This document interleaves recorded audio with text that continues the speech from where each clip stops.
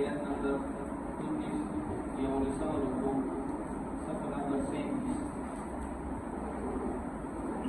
أعوذ بالله من الشيطان الرجيم. بسم الله الرحمن الرحيم. واقصد في مشيك واغضض من صوتك إن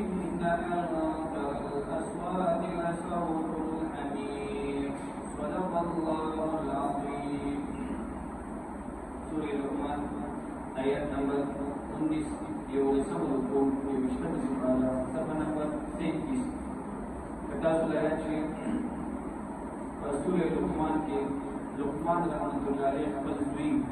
حضرت صاحبان رحمت الله علیه ته نصیحتونه کوي، انتهایی قیمتي نصیحتونه.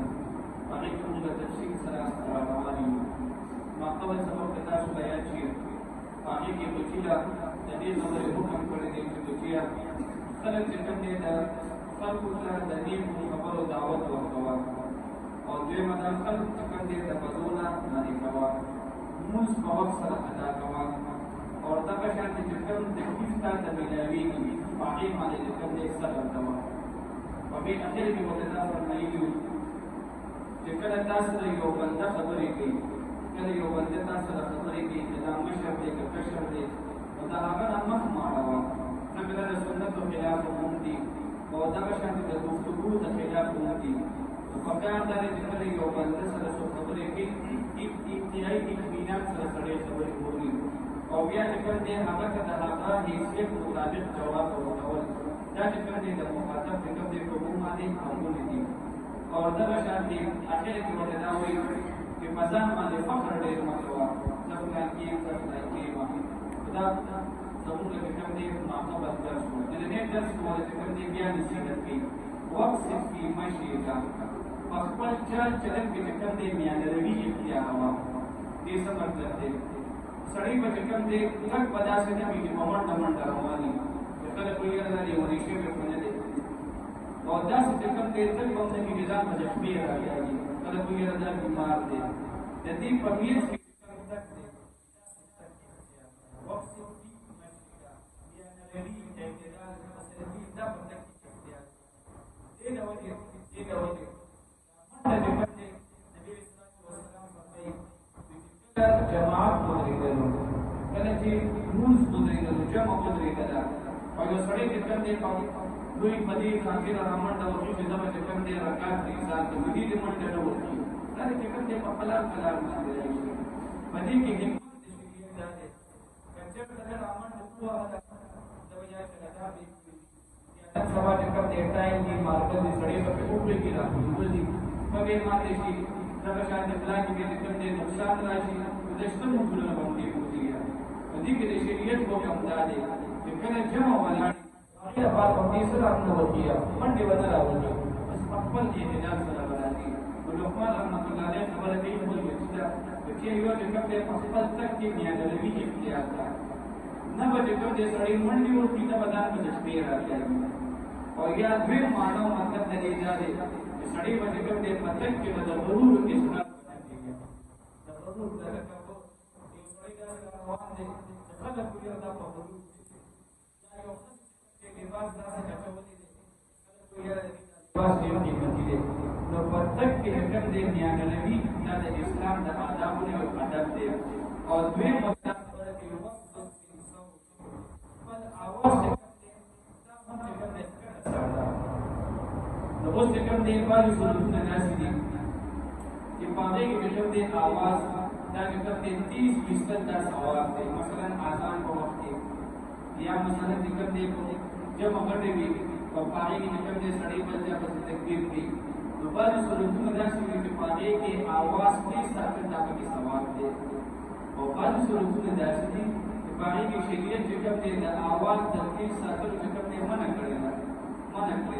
نو بچي د دویم نصیحت دی په دې آیت کې دا دی چې بچي خپل اواز چې کوم دی دا نرم ساته، دا چې کوم دی ښکته ساته. بعضې خلک به داسې وکړي چې هغه ډېرې تېزې خبرې کوي،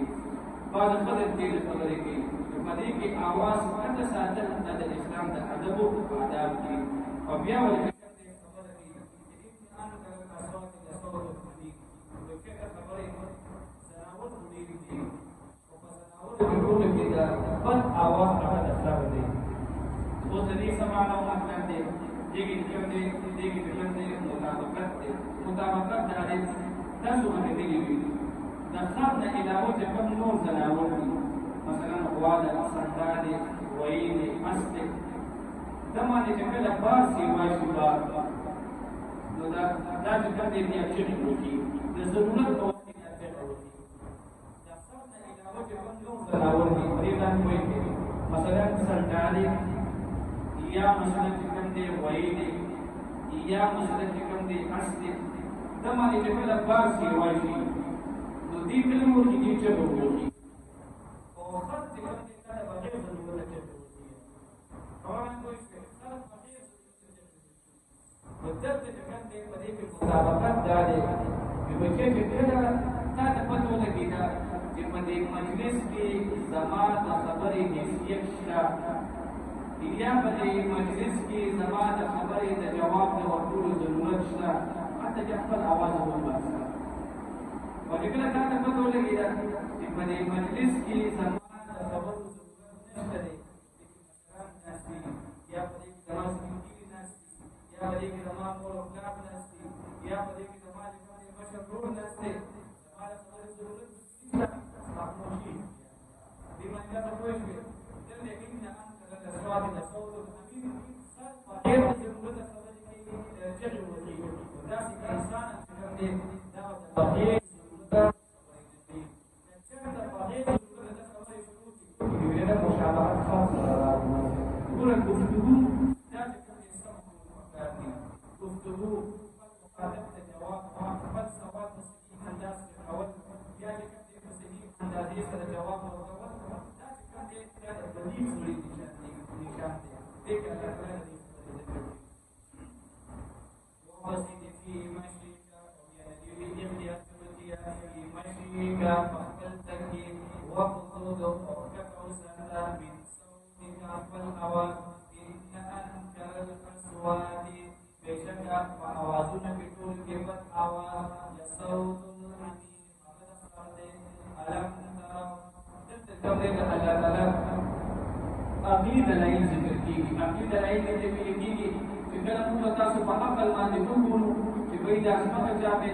دا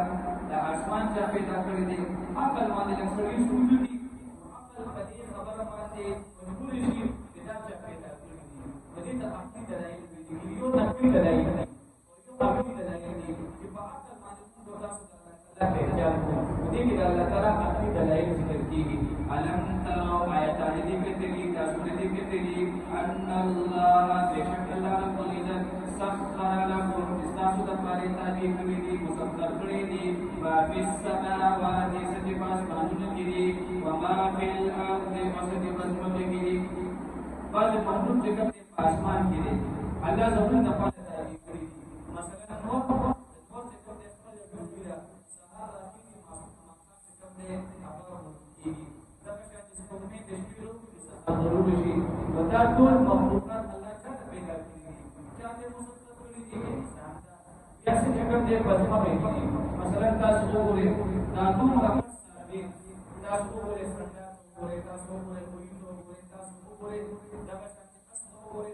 तदे के सुना पड़ ऊपर से तो जगह इंसान की इंसान के मगन तरफ हुआ के रास्ता के बाहर आ जाता है अल्लाह फरमाता है आसमान का पड़ता है कि इंसान दबा वास सल्लल्लाहु अलैहि व आला कुल इज्जत फता सुनाने निआमा ऊपर